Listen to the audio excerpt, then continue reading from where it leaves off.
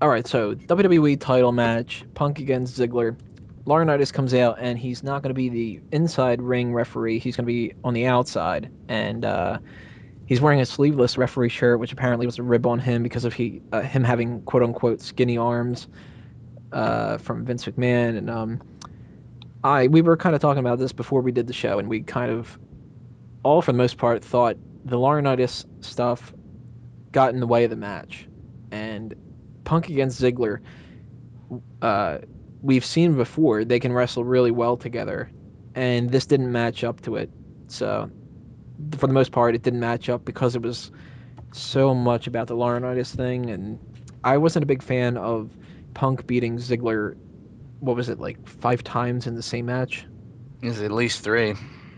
So I mean, I enjoyed the match, but I was expecting it to be so much better. So that was a disappointment to me. I enjoyed the parts where they wrestled. Like you said, Laurinaitis interfering was it was stupid, irrelevant, and did nothing to the match. And the whole thing at the end where he slid in to do 2 and 3, I don't know. It didn't feel right. Somebody calls mama. When he announced that he was going to be more of an enforcer role, I thought he was just going to stay out of it even more and just kind of watch the whole time. I was kind of glad that he wasn't the legit referee that was going to count in the ring. So that kind of gave me some hope he wouldn't distract too much. And then, just when the referee got knocked out and then the overbooking and then Punk making Ziggler tap out, pins him, and then pins him again, all that stuff, it really does distract from a match and it brings down the quality. I still think if anybody's seen their match from November of last year after Survivor Series, I thought that match was actually better than the one they had at the Royal Rumble. Right. So I completely agree with that. it's the overbooking is what hurt that match, and it could have been great, really great, but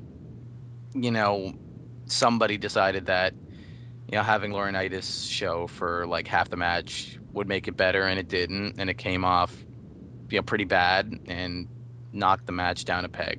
And that's unfortunate because it could have been, I was expecting this to be a lot better than it was, and that's purely the booking's fault. I was actually expecting this to be the first match that I would write down as a potential match of the year.